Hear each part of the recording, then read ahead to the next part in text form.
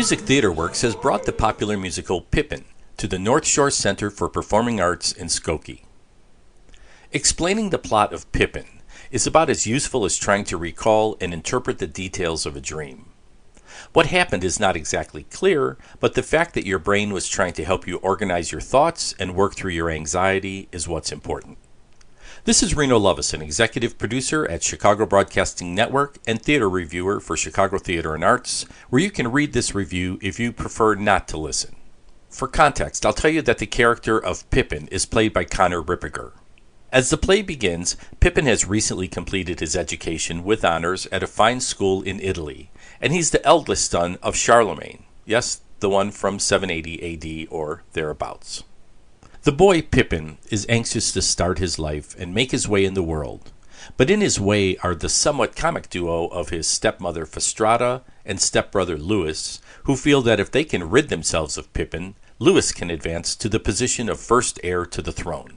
Though Louis is purported to be a better warrior, Pippin sets out to prove himself in battle, where he learns that war is not all pomp and glory, but instead a deadly and dirty business.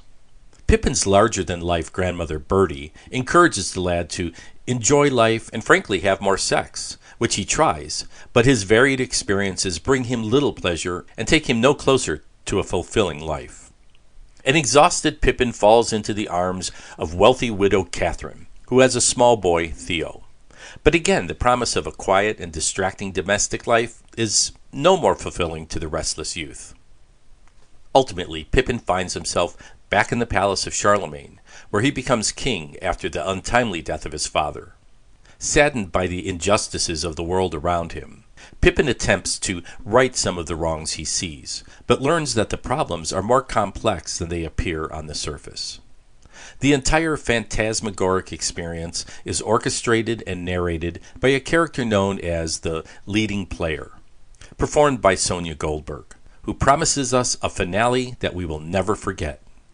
It's important to note that this musical tale of Pippin has nothing whatsoever to do with the actual life of Charlemagne, and in fact this production has no visual references to the historic time period, but on the contrary includes electronic games, television reports, moving pictures, and assorted video images displayed on large screens that mimic the kinds of fragments you might remember from a dream.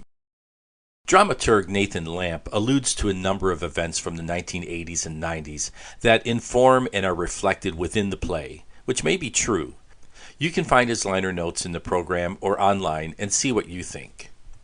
Pippin was co-written and originally directed and choreographed by Chicago native Bob Fosse in 1972, who was at the very epicenter of his highly successful and frenetic career and possibly the pinnacle of his drug addiction that at least partly explains this bizarre tale of young Pippin's quest for meaning in his life.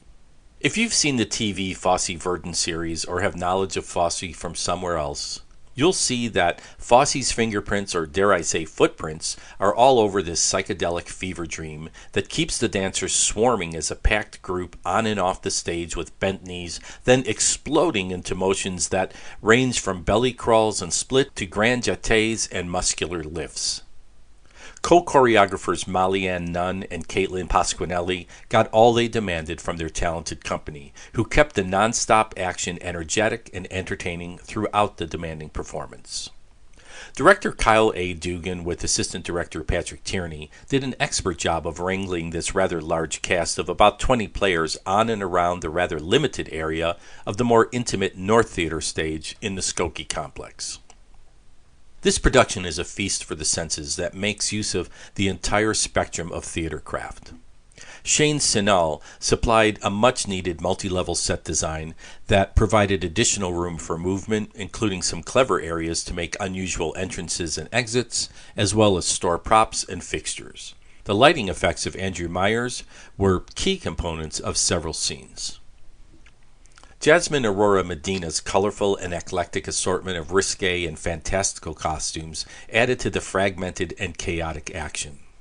This was thoughtfully and dramatically augmented by the hair, wig, and makeup of Alice Salazar.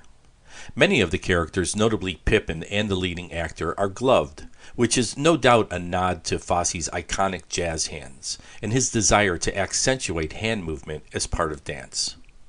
I'm not sure if Charlemagne's stole of toys sealed in plastic draped around his neck and his agglutinated plastic toy festooned crown are the work of Medina or props designer Ellen Marcus, but either way, they added a subtle brilliance of detail to the array of often absurd imagery. The music and lyrics of Stephen Schwartz, who also gave us the highly acclaimed Wicked, is of the highest caliber.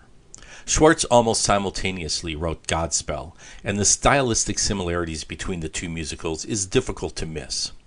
But there's no one breakout number in Pippin that's similar to the success of Godspell's Day by Day, with the exception of maybe Corner of the Sky that was covered by the Jackson 5 and made it to number 18 on the Billboard chart and number 45 of Michael Jackson's all-time top 50.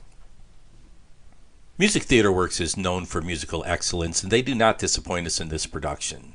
Conor Ripperger's Pippin has a longing, boyish quality, which is spot on, while Goldberg's voice has the much-needed commanding stage presence that lets you know she's in charge.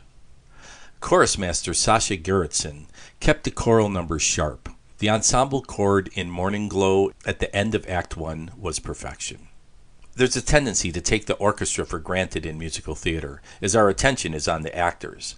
But the limited ensemble of union musicians, led by conductor Justin Akira Kono, did an outstanding job.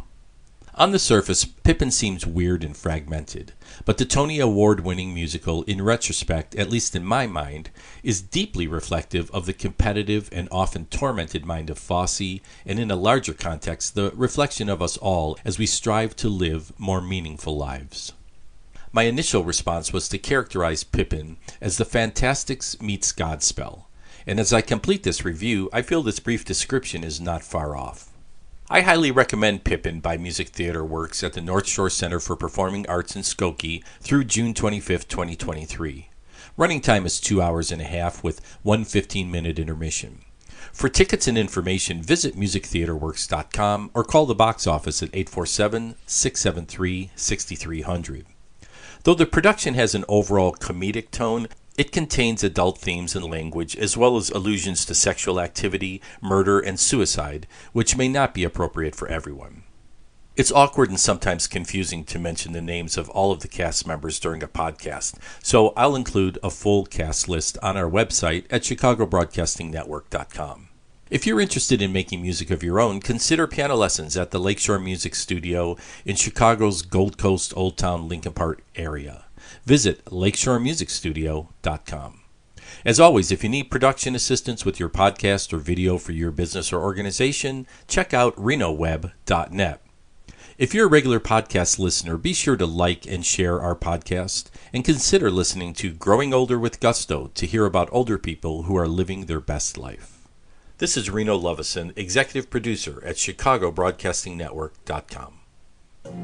I've got to be where my spirit can run free. Gotta find my corner of the sky.